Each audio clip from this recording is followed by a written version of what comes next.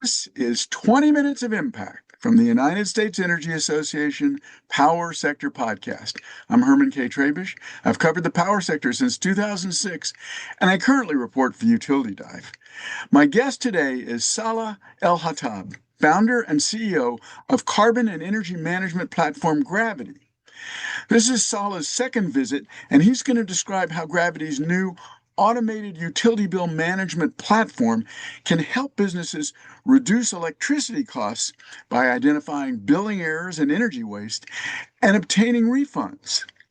Saleh began as a software engineer with business software provider Salesforce in 2015, moved to top product management positions there, and with Samsara before becoming a venture partner with Eclipse Ventures in 2021. He founded Gravity in 2022. So, Saleh, what mistakes do commercial and industrial facility operators make that your new audit of a facility's electricity, gas, water, and waste bills can first of all identify, and secondly, more importantly, correct? We'll get to what that means for Gravity's customer savings in a minute, but for now, just explain what this software does. Yeah, happy to. And thanks for having me on again, Herman. It's great to be back.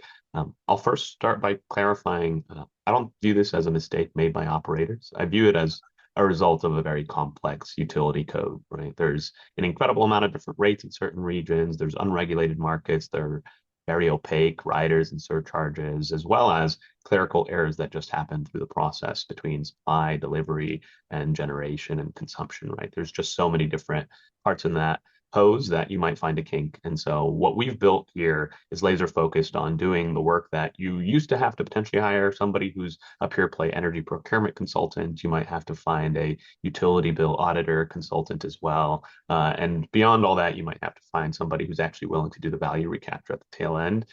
We've embedded all that into the platform so that as you have a multitude of different facilities, tons of different on-grid and off-grid utilities that you're procuring, we'll actually do those assessments as soon as the data is available. We'll identify when you have anomalous consumption that might yield a leak, or if you're paying for things that you don't have to pay for because you qualify for cheaper rates or exemptions from certain charges. And all of that's baked into the platform alongside the core needs of utility bill management, which is sometimes collecting those bills and actually managing the payments of them alongside your accounts payable. That's the focus for today, I think, is utility bill management. And so I'll stop there. Say whenever I've had to sort out and pay a utility bill of any kind, I would have always been grateful to have somebody else do it. So I'm sure that you are doing a great service. Um, just out of curiosity, is there anything that's most common in what you find that you can fix? Yeah, I love that. Well, maybe less related to the rates and the surcharges. One thing that we see very commonly is power factor errors.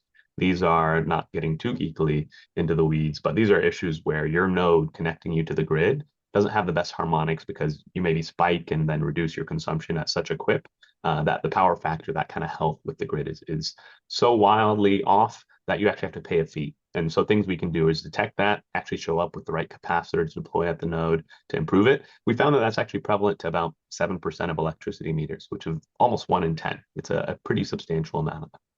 Other really common things we see are certain surcharges that folks are exempt for that they're not aware of. And then things that are much less frequent that we often detect as well are, massive sales tax exemptions that might have 3-year look back. So just a little bit of a representation of the spectrum. The second and third things you mentioned are uh, things that are easily understandable that a computer can do, that software can do. But that first one, I mean, you've got to have some sort of knowledge of how power systems work in order to do that. That's really impressive. Your software actually digs that deep. Is that right? I'll say yes and not no on the software capabilities, but no on the necessity for too much deep information to understand exactly what you need to fix it.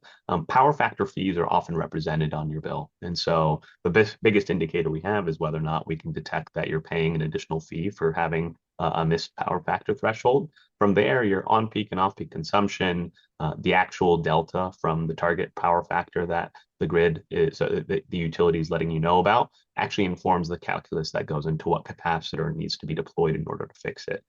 There are people on staff at Gravity, as well as uh, throughout our customer base, that are way better about the deep understanding of engineering, of those energy systems. But nonetheless, the platform can do a lot to enable that next step.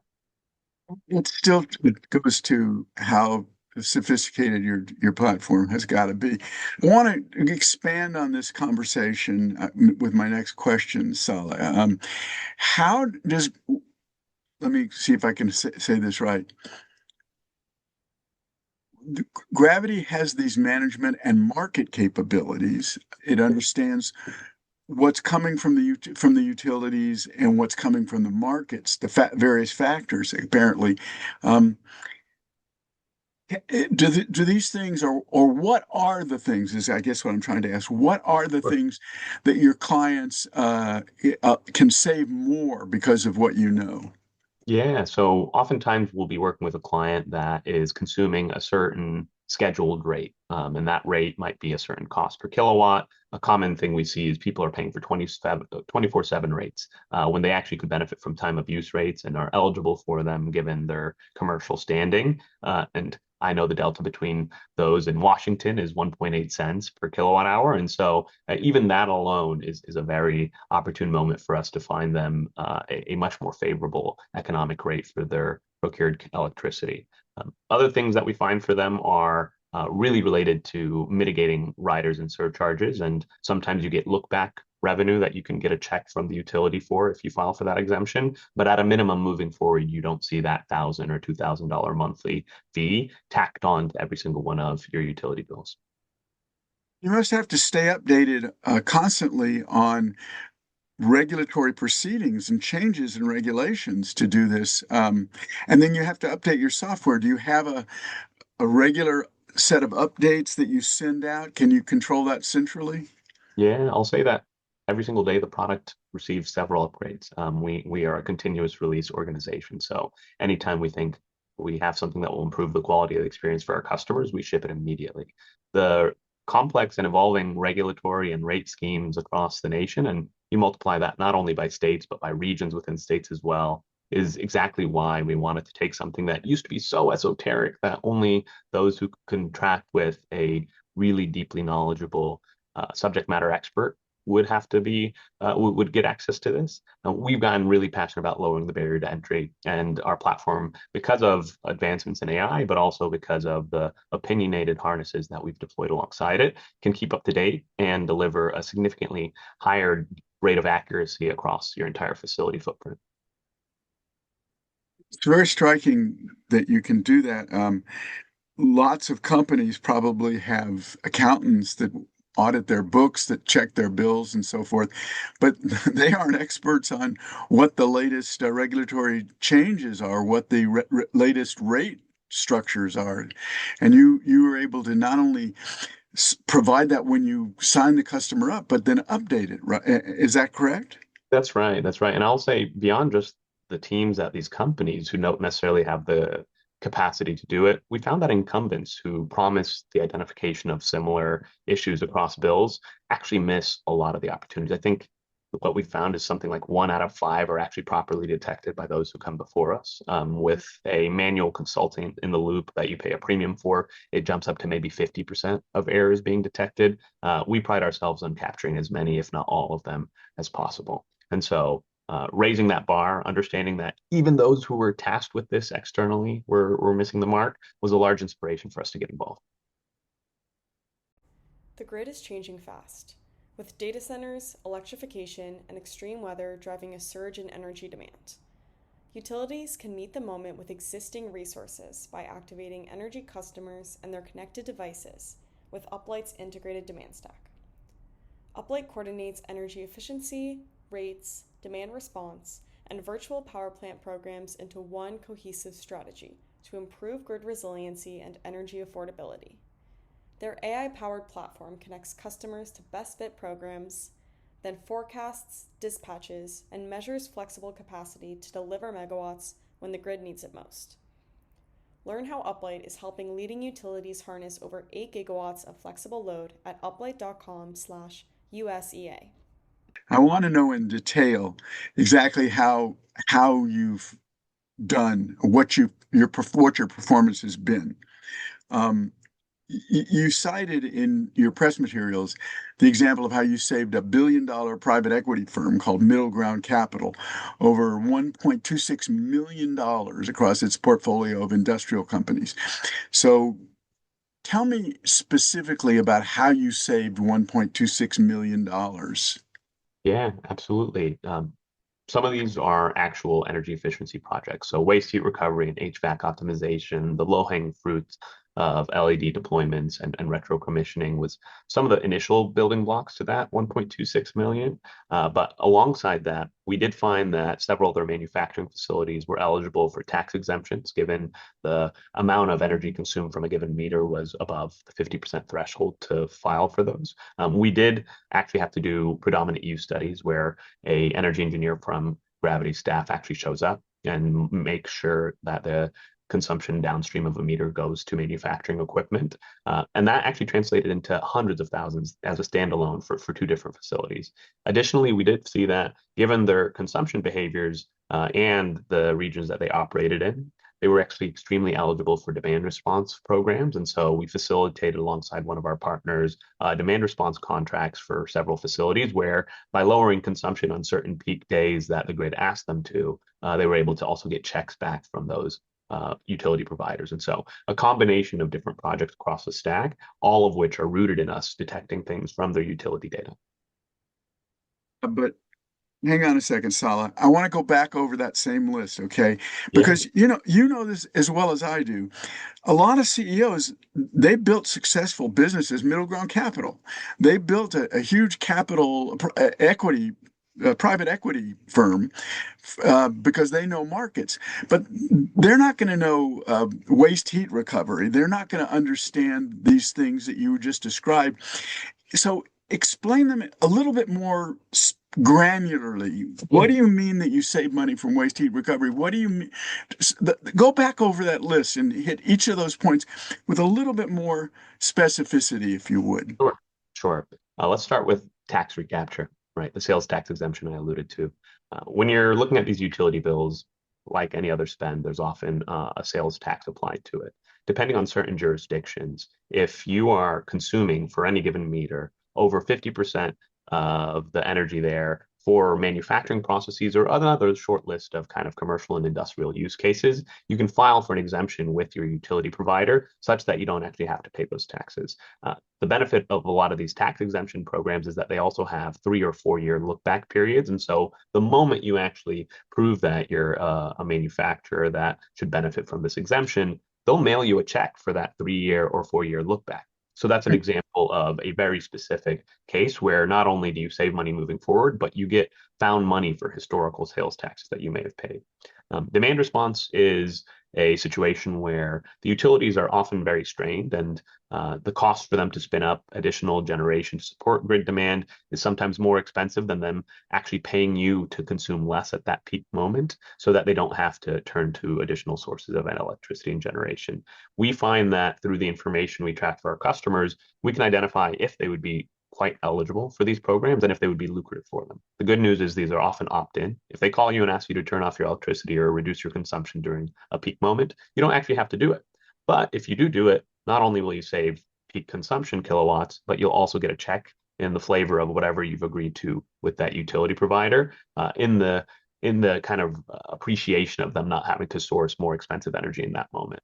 So locking down those contracts, identifying that you're even eligible for them, and then facilitating a no cost upfront model for these organizations is something that we pride ourselves on doing alongside our partners. It's actually energy management, right? I mean, that's what you're doing in a case like that. And do you help them? I would imagine you might have to help them understand when they can opt in, when they can opt out. Is that part of what the services that you provide? Fortunately, it's we do educate them on that, but fortunately, it's very simple, right? Anytime you receive the call from the utility, it's completely within your jurisdiction whether or not you want to participate or you don't. What's really fun is when we start to stack these projects to actually build something that's even more valuable than a single standalone demand response project. Sometimes we find that the cash that you would save by having on-site battery storage so that you can actually turn to that when you're requested to turn off your consumption or lower your consumption actually means that you can pay back for that battery in short order. And then you have a much easier flex when those calls come in to be able to depend on local generation or local storage that you've already banked. And so we like to figure out that stacked model so that you can find the most lucrative and long-term beneficial outcome. Really impressive. And not only are you saving money for your clients, you're saving money for everybody that's on that power system, because if that facility can be flexible, as you said, as you mentioned, then it can help lower the peak demand for that power system, which means that the utility that runs it doesn't have to spend money to meet its peak. So therefore, everybody's bill goes down. Have you thought about that part of it?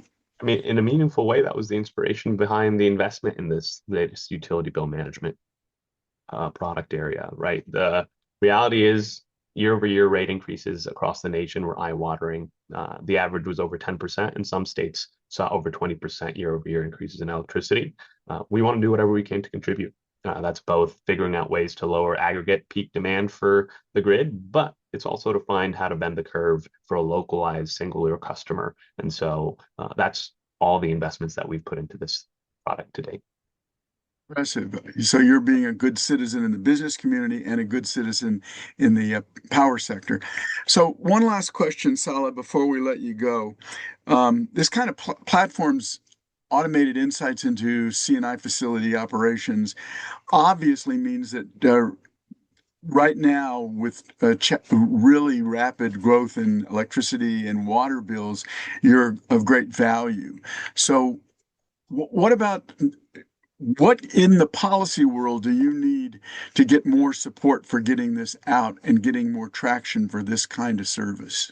Yeah, I mean, we rarely, if ever, bank on regulation being the tailwind for us, although some things do help. I would say, honestly, clarity in the evolving rate codes, clarity in the options that organizations have. Some utilities have very public and well documented information about this, and some of them are a little more opaque. And I won't say it's by design, but at a minimum, it protects their bottom line to be able to have that be a little bit harder to access. And so the more publicly and generally available these rules and codes are, the better it is, I think, for all operators, and the more advanced we can make our platform for folks. There's a bigger picture, Sure. because, and I'm sure you've thought about this. I just wondered if you, at least tell me if I'm right or wrong about this. For instance, Virginia just passed this law that utilities have to report exactly how much system utilization they are getting. So because the more that the system is used, the lower people's bills are. So you're contributing to system utilization. So therefore, you know, when you go to your clients, you might say, hey, if you're in Texas or you're in Arkansas, what do you think about supporting a bill in your legislature requiring system utilization? That's the kind of thing I'm getting at. Have you thought about that Yeah. type of thing? Yeah, there's a co-founder of mine, Jay, who has a lot deeper political involvement and understanding for how these things move. We definitely want to be in the room. We definitely want to contribute. We haven't gotten into the point of, using the aggregate impact and asks from our customers to pressure local law or similar, but it's definitely something that we are open to if it ends up being beneficial for everyone. To date, though, we've been a degree away from the political side. There's a lot of things that are going on like that, but they're relevant. I mean, I could talk about regulation and policy for a long time, and I'm sure you could, you can chat about it with me. But the point is that your services are helping create the need for these kinds of policies that then lead to savings for your clients and for everybody that's on the power system. That's the only point I wanted to make. Yeah, And I agree. it's one of those. You were going to say something. Go ahead. I was just saying I agree with you. Yeah. Okay. I think we've gotten into this well enough. Saleh, I'm going to let you go. I want to thank you. My guest has been Saleh ElHattab, founder and CEO of carbon and energy management platform Gravity. He's explained the cutting edge cost savings capabilities of Gravity's carbon and energy management platform. I also want to thank my producer, Melissa Brown. And as always, I want to thank our listeners for taking the time to check out the USEA Power Sector Podcast. Don't forget to subscribe, like, follow, and share with everybody you know our quest for energy transition solutions.